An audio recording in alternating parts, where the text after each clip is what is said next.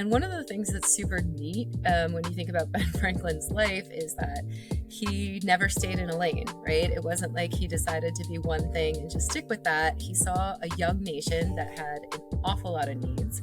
And he decided that, you know what, why not me, right? Can try to figure out how to solve. And in doing so, postal system, fire department, library company, first university, like diplomat, like you name it. And he was willing to just say, why not me? And that's the kind of attitude that I think is going to that students these days they need to have, because for the generation that's coming through school, I think the Department of Labor estimates that they're going to have like 12 different jobs or careers by the time they're in their mid 40s, and like over half of them don't exist yet.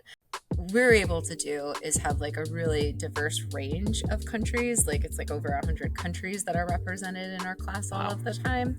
But it's also with the hope that they're learning skills that are so transferable and applicable to their home countries that they're able to go back and immediately have an impact if that's what they choose to do.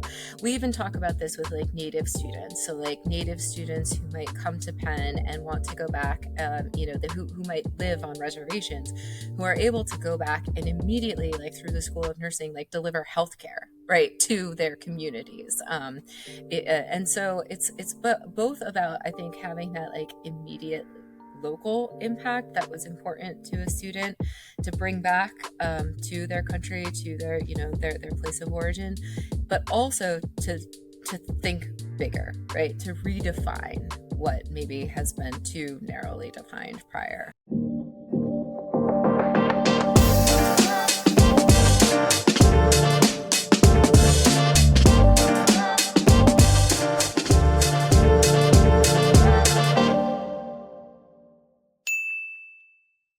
All right, everybody, welcome back to a brand new episode of the Hart Hustle podcast. Now, today is a very special episode because we are talking to a leader in higher education. Specifically, we are talking to the Vice Dean and Director of Admissions at the University of Pennsylvania.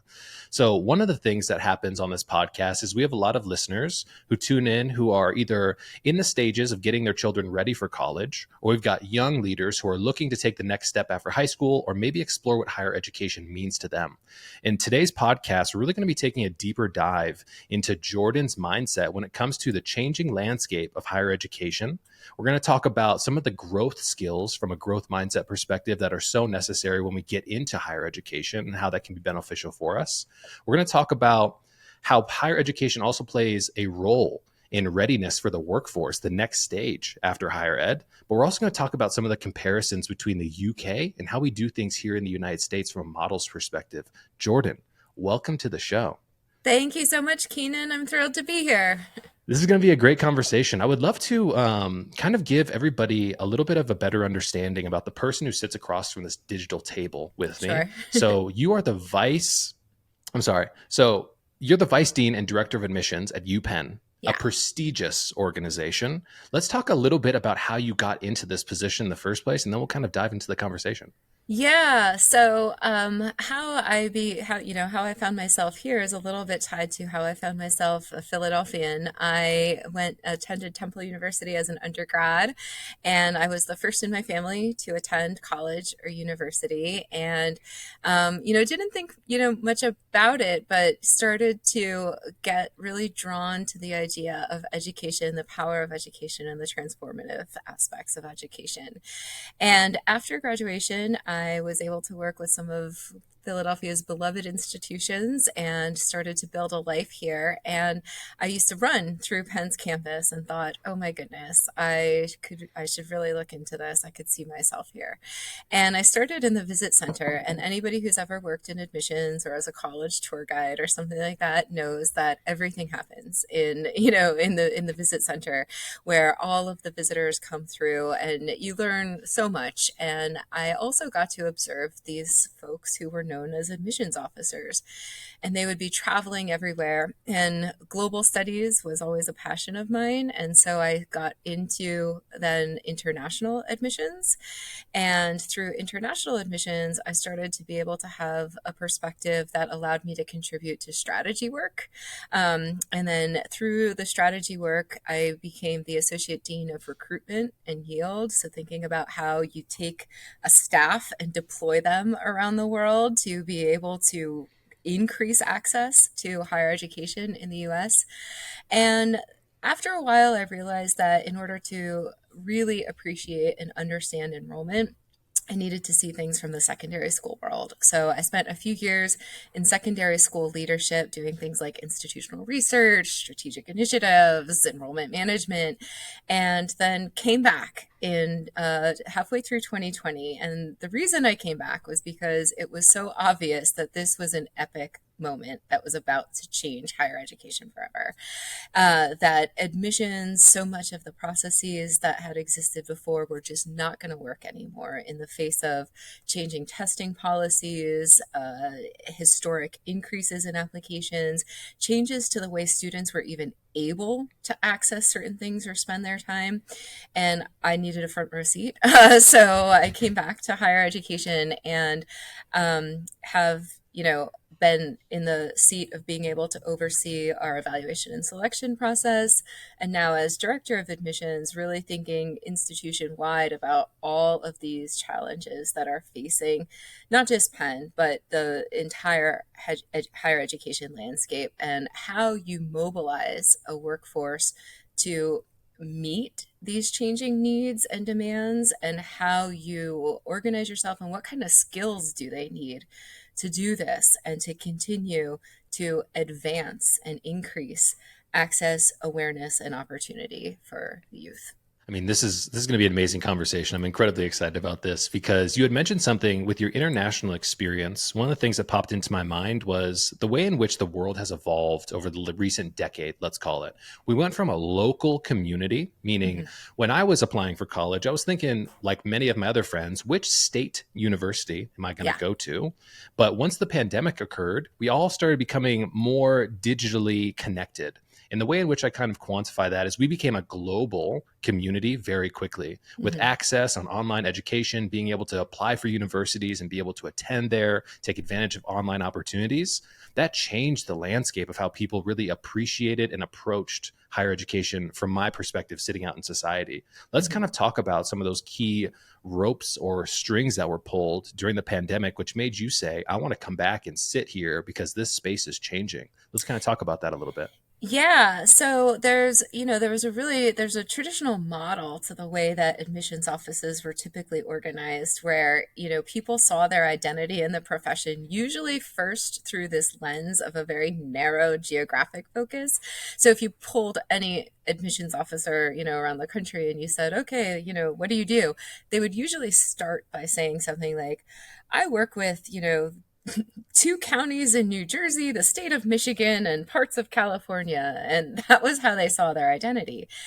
But the way that not just like mobility, right, changed and, people could, be engaged in a workforce here but live here, or people made different decisions about where to go to school during that time period based on, how they found their ability to adapt to online learning. Some people thrived in that, many people didn't, right? And so families sought districts or places where they were able to have a little bit more in-person instruction. And also, you couldn't visit campuses, and colleges couldn't come and visit you and your high school. So everybody overnight had to figure out how to virtually bring that information to folks. And so when I think quickly everybody saw, oh, wait a second, this is actually working. This is actually reaching people. People are actually from their own homes able to visit 10 schools in a night. It really changed things. And in order to, that required being much more, intentional about the kinds of information that you were sharing. how do you make this engaging? How do you not sound like everything else? And how do you convey practical advice that helps convert that, watch of a video or that click on a website to action? So people just started asking questions that were part of things that maybe they were taking a little bit for granted, I think, prior. And then also, this was happening at a time where there was an awful lot of increase in applications that was happening and a disruption of plans, right? Like you had students like graduating being like, wait a second, the world is closed. Do I want to jump right into college or university, or am I going to take a gap year? And so there were just so many things that even if you were an institution that had really stable enrollment patterns prior to that, you would have to answer honestly. Like if your president or provost or whoever it was asked you what was going to happen, you would kind of have to say, I'm not sure. We've never seen this before. One of the things that I thought was really remarkable about our previous conversation together, you talked about the strategic choice and intentionality to remove majors from the application process. Let's kind of talk about the rationale behind that and why that's so pivotal for meeting these new prospective students and individuals where they're at. And what does that set up like for their exploration of what they want to accomplish? Yeah, so Penn has a unique problem, but that kind of led us to think creatively about how to solve it. And what Penn's unique problem is that when you apply as an undergraduate, you've got to choose among our 4 undergraduate schools or coordinated degree programs as where you want to start, like where it's going to be like where you earn your degree through at the University of Pennsylvania. And we also are fortunate to have kind of Ben Franklin as an important character in our legacy as the founder of Penn. And one of the things that's super neat when you think about Ben Franklin's life is that he never stayed in a lane, right? It wasn't like he decided to be one thing and just stick with that. He saw a young nation that had an awful lot of needs. And he decided that, what, why not me, right? Like, why not me? I can try to figure out how to solve. And in doing so, postal system, fire department, library company, first university, like diplomat, like you name it. And he was willing to just say, why not me? And that's the kind of attitude that I think is going to that students these days they need to have, because for the generation that's coming through school, I think the Department of Labor estimates that they're going to have like 12 different jobs or careers by the time they're in their mid 40s, and like over half of them don't exist yet. So you can't be waiting for somebody to show you how it's been done before, right? And if it doesn't exist yet, well then how do you know what you want to major in? And then the other part of that was that even of the students who did think that they knew what they wanted to major in and who weren't coming in undecided, in each of our undergraduate schools, especially in our College of Arts and Sciences, the liberal arts hub and home of the university, we were finding upwards of 80% of students were changing their mind. So that means that when you ask somebody at 16, 17, 18, they're only answering that question based on what they already know. And that's only the tip of the iceberg of what they're about to get exposed to, right? So in order to reflect that and that need to be adaptable, changeable, and to have exposure to a lot of different subject areas, and do it in a way that reflected the curriculum of Penn, which encourages exploration, we were like, you know what? We've got to stop asking this question, because when we ask the question, students in high school, like they come at it from the question they've been asked since a young age, which is, what do you want to be when you grow up? And so they narrowly tailor, their vision of themselves at college or university to something that may or may not be true, right? And that it's only a part of their interests, and there's so much more to that to uncover. So we were really excited to take away, even asking students what they wanted to major in, because it allowed them to talk more fully about all of their interests, instead of thinking that they had to prove, that they were qualified for some future profession that may or may not exist. What was your academic undergrad career like? Did you change majors at all? Were you an explorer like Ben Franklin? What was that like? Yeah, so I went in kind of wanting to, to have a handle on the world, but I didn't know how to do that because they didn't offer an international studies or international relations focus. And what I ended up studying was, a combination of things that I didn't really see coming. I was a political science major who picked up American studies as a minor, and then who also picked up Italian as a minor because I got the joy of studying abroad, as an undergrad. And I think that there's something to be said about the truth of most people's experience is that that's kind of the thing about life is, you can't control it fully, and you can't, you've got to be, if you're doing it right, you should be changing, you should be evolving, there should be things that are taking you to the next and the next and the next, and there should be this element of growth out there. And what's interesting is that the college admissions application process tends to suggest to high schoolers that they've got to come into it as a fully formed, unchanging human being. I mean, I think about a couple of my personal examples of that. I also jumped around a lot when I was picking my major, exercise and sports science to get started, communications major. Then I transferred to UNLV, University of Nevada, Las Vegas. And I was like, I really want to try out this mechanical engineering thing, and tried that out. And I was like, wait, the math is really crazy here. I don't know if I'm gonna be able to do this. So I went back to communications and sociology. And so it's like one of the things that I think a lot of people misunderstand today is that from my personal perspective, I look at higher education as an exploration and more so an enablement platform that allows for you to taste certain things. The objective is not to simply enroll in a school, go to class, go back to your dorm, study, study, study, go back to class, do the same thing, but it's also exploring different cultures, different ideas. You don't know what you're passionate about until you truly taste things. And I can't tell you how many other individuals I grew up with, boys and girls, whose parents told them at a young age, you're going to be a patent attorney. Yeah. But nobody even knew what that means. You know what I mean? And it's so funny to hear you say that we expect these high school students to come out as fully formed humans that are never going to change. But yet, when we graduate from high school, 17, 18 years old, we're having to raise our hand to go to the bathroom. But then Yeah. 1 month later, when we're going to school, they're like, what path are you going to pick? It's like, I don't Yeah. know if I'm ready for this responsibility, which is Yeah. really crazy to kind of think about, right?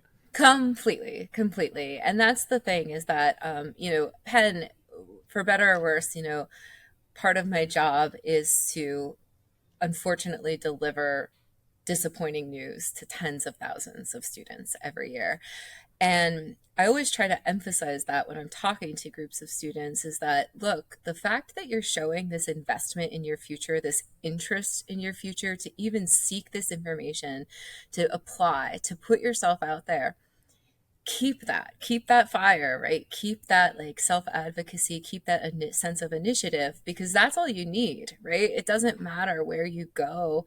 There's no other point in your life where your only job is to take advantage of every opportunity in front of you for 4 years, right? And that you've got a whole team of people trying to help you do that.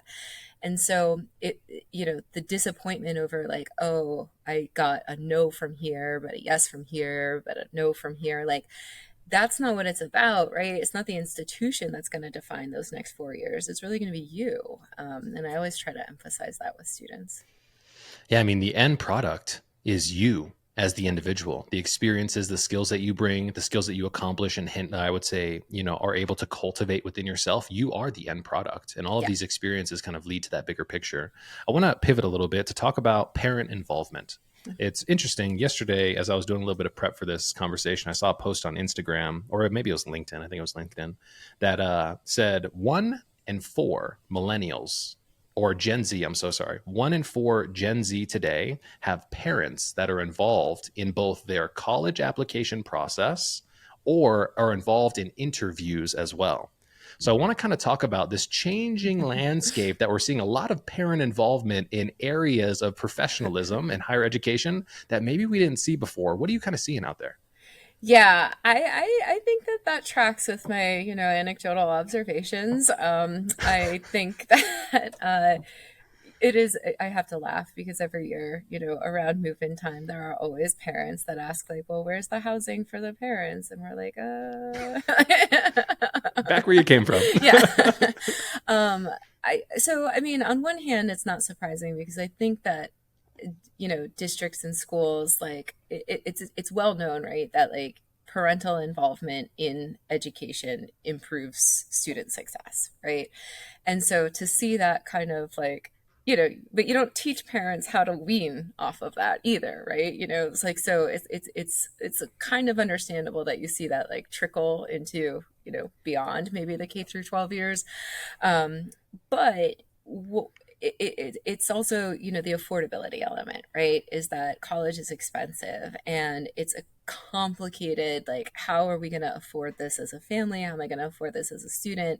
What is this debt going to mean for me? Like, you've got to have that family conversation. And so I think that parents, that, there's a way to kind of, appropriately, I think, be involved. And a lot of that does include like kind of putting boundaries around it, because there's a difference between asking questions, trying to draw stuff out of your student, your child, that helps them feel confident in this moment. I always, when I was in the secondary school world, I was so grateful for that experience, because you really see firsthand how in this K through 12 environment, we're on this pathway where we're trying so hard to like build these young people up, and then it ends with this weird process that totally decimates student confidence, right? Like, it totally like starts to make them doubt themselves, starts to make them question, are they enough? Like, are they going to get admitted? Like, all of these things.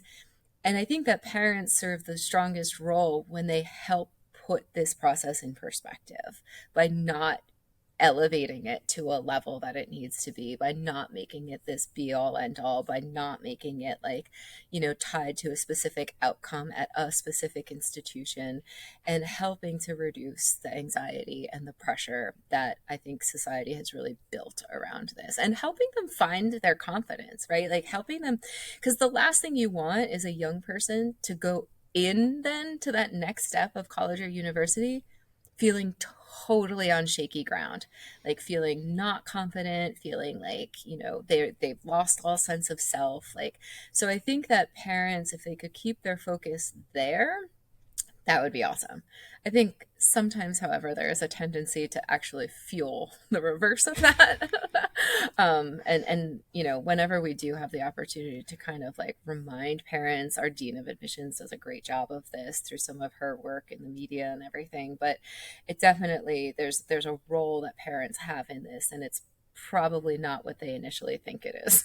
I mean, let's talk a little bit about cultivating a mindset for growth. Specifically, we said we were going to talk about the growth mindset here. And I feel like this is a perfect transition into growth mindset. Let's kind of talk about that from your perspective and why it's so important to help students embrace, if you will, failure and discomfort through this process of growth as they become the full version of themselves. Yeah. So I think that the reality is that, again, like, experience is what usually leads to our lessons, like, and that requires, things happening, you being in different situations, you being stretched or challenged in different ways. And there's not really a way to like avoid that gaining of knowledge without experiences. And why it's so important is because no matter how good of a student you were or how on top of your game you were in high school, college is just going to be different. And guess what? After college, it's going to be even more different. And then every job situation, life situation that you find yourself, it's going to draw from you something different.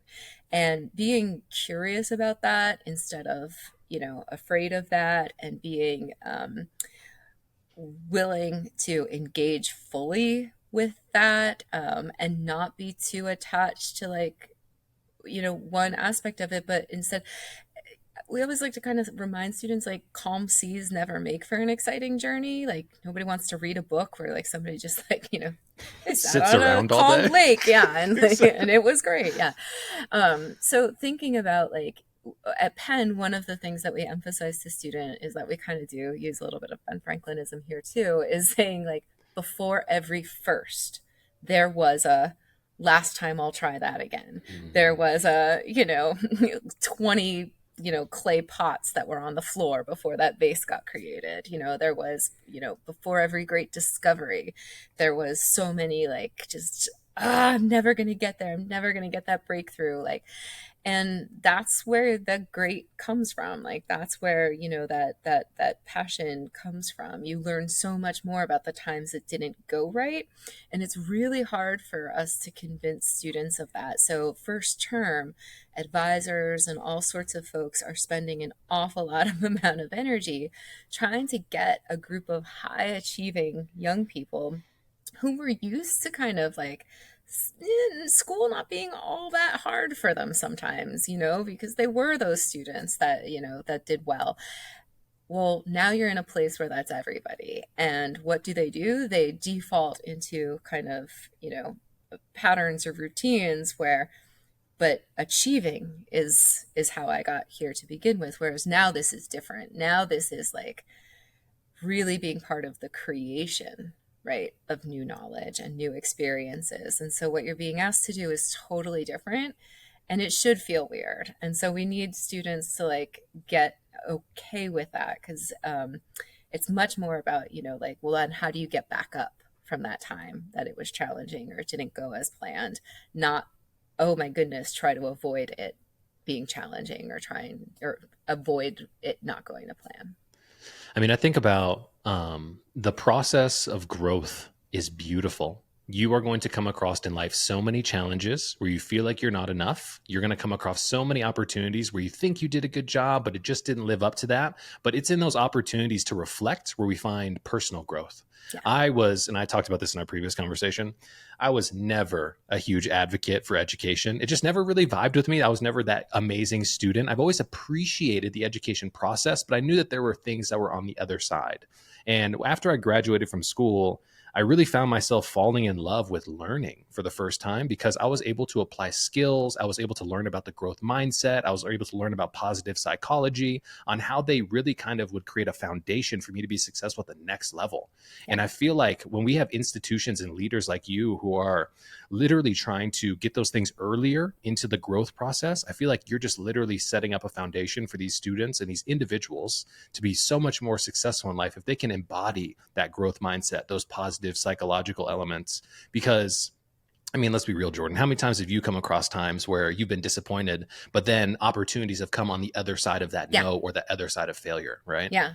Yeah, exactly. Exactly. And you don't believe it, right? Until you go through it. And that's why I kind of not having, not giving into like that instinct to close off, but instead to open yourself in those moments is what we hope for students.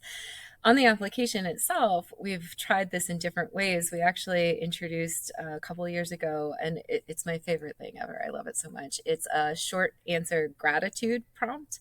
And what that is that the very first question they have to answer for our application is write a short thank you note to someone you haven't had the chance to properly thank yet. And if you can, share it with them, right? And part of that is so that they experience the wellness benefit of expressing gratitude at a time when they could probably use that when they're a little stressed.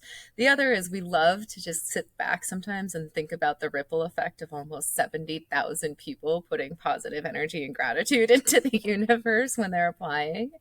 But also mostly it's because that moment of the application is the most raw, unscripted, genuine, honest part that we see of a student. They don't overthink it. They don't ask a coach to help them with it. They didn't even think about turning to AI to write it. Like they just, something came to them and that emotion created that response. And you usually learn something that's so lovely about the way they can consider others, the way that they can see like the world as bigger than themselves. And we hope that by putting that first, they stay in that kind of headspace as they go through the rest of the application. Gratitude is an amazing thing. There's an amazing study that on a podcast, I'm not sure if you ever heard of Andrew Huberman, but he talked about the power of gratitude. And he said, showing gratitude is one thing, but receiving gratitude on the other side of that is multiplicative. And I thought that was a really interesting perspective, because how often are you actually shown gratitude for things that you've done for other people? You know, Yeah. I feel like it's very easy for us in this world to get into the mode of, yeah, you know, I take care of other people, but I never really see how it comes back around. And yes, that's putting gratitude out. So what if the University of Penn was able to have some of those answers that went out to grandma or that Hmm. person who worked with them during the summertime? Imagine how powerful it would Yeah. be to know that somebody in the moment of thinking about their higher education process was thinking about you and the Yeah. things that maybe they were never able to experience or express to you. That would be so cool. So well, that's what we put in the prompt is we tell the students that if they are able to, they should deliver this because that exactly it ties to the So research. cool. Adam Grant, Angela Duckworth, Marty Seligman, like all of them have weighed in and been like, yeah, but it's the action of delivering the gratitude that brings the benefit. And we get so many emails, even from parents. Like there was one that I just totally remember, that where the parent reached out and was like, my child wrote this to her sister. You don't understand. They're two teenagers who have been fighting so terribly for years. As parents, we had no idea that this is how they felt about each other, and it led to such a beautiful moment in our household. We don't even care if she gets admitted. Just thank you for this. Like, That it's I'm gonna have to take like a deep breath because it like makes me feel emotional very transparently, because often we just like don't show the true gratitude that we have for other people. And literally, as you were talking there, I was thinking about me and my sister had a really rocky relationship in high school. I'm 3 years older than her, 2 grades ahead, and we went to different high schools and stuff like that, and we were just on different pages. And I went away to Conway, South Carolina, to go to Coastal Carolina University when I graduated from high school. And I'll always remember, literally, as I'm sitting here, I'm gonna try not to tear up, I looked at my phone and looked at the notes in my phone, and she had written this really heartfelt just like letter of like how much she appreciated me. And for the first time I heard that from her mouth, other than her telling me the things that I wasn't doing right or not being a big brother and stuff like that. And that's something that like just sat with me. And I hope I still have that note somewhere in my phone. But that was just like such an amazing experience. But it kind of talks exactly about the multiplicative effect. And I yeah, apologize for getting kind of like worked up here. But it's true. You know what I yeah, mean? When other people show gratitude for you, especially when they're people who are so close to us, but they don't have the time to express it or that free space, it creates so many yeah. just impacts in our lives. And so thank you for making this something that's really real for me today. I want to talk next about, you know, when we first started talking together in our discovery conversation, I had mentioned that you had just gotten back from the UK where you had Hmm. met with 27 other universities. And we talked Hmm. about the differences in culture and higher Hmm. education. Why don't we kind of break that down for the audience? Let's talk about some of the differences that you observed. Yeah, it's interesting. The United Kingdom, right, from a position of education, has just such a rich history and is a place where so many students from so many different backgrounds have sought education because of its boarding school culture, right? And there's such a concentration and saturation of such really great top quality schools, that it's interesting because so often there's like their system of education. You've got your well, I don't know if people out there follow Harry Potter, like the owls system was actually based on the true A level system. But so people take their wide range of subjects and then they narrow, right? They start to think about, well, what is it that I'm good at? What is it that I might want to do? What is it that I'm going to want to apply to university for? And so then they go from like having like a roster of like 9 subjects or so down to only like 3. And so you're leaving with your last 2 years of really only focused on like 3 subject areas. And you chose them because of a particular concentration that you now want to have in college or university. And yeah, this is totally different when you're talking about the American liberal arts based system, where the whole point is like, you're probably wrong about what you think you want to do, and you don't know yet what you want to do, and you've got to explore and interdisciplinary learning and stuff. And so it's interesting because only until the information got more and more easy to access for students and families out there did comfort start to rise with, being able to consider the United States. And then also as time, the fee structure changed with the British universities, right? So it kind of wasn't as like tremendous a difference of of cost and consideration. So people started to look towards the United States, and it's just led to this like demand for information, right? Whereas there only used to be a handful of schools that really sent students to the United States, now everyone's asking. And there's all sorts of range of students even who attend what would be considered like like public or national schools, who are able to access this information and who are interested in this type of learning and the experience that American higher education offers as an alternative to that specialization, that early specialization, and that narrowly tailored academic experience. It's interesting. I speak to in another podcast that I host to a lot of business leaders, and we talk about innovation. Mm-hmm. The topic of the future of work is really interesting because we talk about how we're going to be able to innovate in this space. A lot of Yeah. companies today are seeing a lot of success in leveraging a global talent pool rather than just a local talent pool, which I feel like is something that really curious leaders are going to be able to take advantage of early here in these next couple of years because it creates so much more opportunity to be able to gather talent. When I hear you talking about an international pool or community of students, you are in a completely different game now, being able to attract students from Europe and Asia and everywhere else who can come. Do you think that's going to have a bigger impact on kind of how these students think about the future of work and how we formulate companies because of their exposure to so many different types of cultures and people from around the world? Does that make sense? Yeah, it does. I mean, I think that that's the hope. Penn has a long history of being able to enroll students from around the world. Penn was one of the first institutions to really, step into that. And so what we're able to do is have like a really diverse range of countries. Like it's like over 100 countries that are represented in our class all Wow. of the time. But it's also with the hope that they're learning skills that are so transferable and applicable to their home countries that they're able to go back and immediately have an impact if that's what they choose to do. We even talk about this with like native students. So like native students who might come to Penn and want to go back, who might live on reservations, who are able to go back and immediately, like through the School of Nursing, like deliver healthcare right to their communities. And so it's both about, I think, having that like immediate local impact that was important to a student to bring back, to their country, to their their place of origin, but also to think bigger, right? To redefine what maybe has been too narrowly defined prior.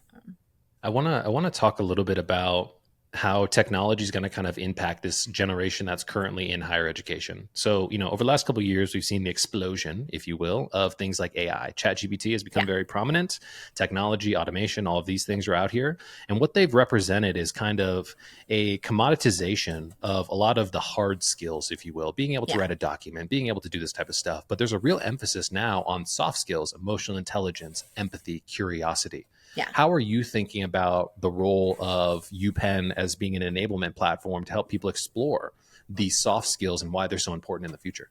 Yeah, so I can talk about this with our staff. First and foremost is that, the way that we even organized ourselves is to better reflect the needs of enrollment leaders in the future. And typically this was just, you had to learn how to evaluate files and you had to learn how to go on the road and recruit. No, you actually really got to learn how to you've got to practice discernment. You've got to practice judgment. You've got to practice speaking. You've got to practice, engaging with different audiences. You've got to practice analysis and, leveraging data. And so, we organize ourselves now instead of around that traditional, specific, narrowly focused geographic model around skills.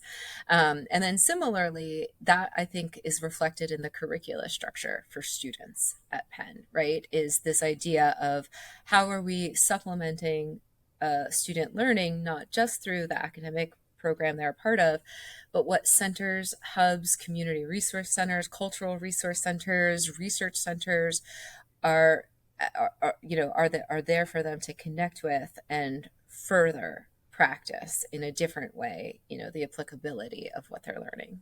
I mean, one of the things that I think about as a huge opportunity is the transference of knowledge, right? Transfers of knowledge means, I mean, I was talking to another leader from Ohio State a couple of weeks ago, and he was talking about the education process has completely changed from when I went to school. Normally, you would come and sit at the feet of faculty, they would exchange information, and then hopefully something good would happen in the future. But what I think about when you were talking there is your staff and team represents a skilled individual who Yeah. truly represents what it takes to be skilled and successful in the future. And if you have transfers of knowledge and just like the transference of spending time together, the students will be able to pick up on those soft skills, and they'll be able to adopt those things that they see from leaders of the institution who can then show them the right way to be able to act and to behave and to just be great individuals, which helps them be successful later. Yeah, that's the hope. I mean, I think that college is still, it's the time where you push boundaries, you learn your place in the world, you figure it out, and making it so that students are able to do that in a way that lets them chart their own course and forge their own path, is something that I think, Penn's able to do well. I mean, it's amazing. Jordan, this has been such a blessing to be able to sit across this digital table and just get to take a deeper dive into the perspective of a leader like you who's truly helping our next generation start to explore really what it means to develop that growth mindset, put them in situations of being uncomfortable, helping them develop the skill sets that are necessary for them to be successful at the next level. It's just an amazing conversation. I want to kind of pull our episode to a halt here by putting a bow on this, by having my previous guest ask you a question. All right. So they wanted to ask you, and this is really interesting for you, how do you balance the need for results with the well-being of your team members? Yeah, this is a big one, and it especially hit home as we struggle with application increases. And I think that knowing what your non-negotiables are, right? Like that when it comes to your well-being as individuals, as a team, like what are going to be your non-negotiables so that then you can spend all of your creative energy trying to solve in a way that preserves them. And that is something that has led to a lot of innovation, but also it gets you in the position to be able to say no. And that's really important. Well, I can't thank you once again for everybody who's been tuning in today. This has been another amazing episode of the Hart and Hustle podcast. Once again, Jordan, thank you for joining us. We really appreciate it. Thank you so much. Everybody, we'll catch you in the next one.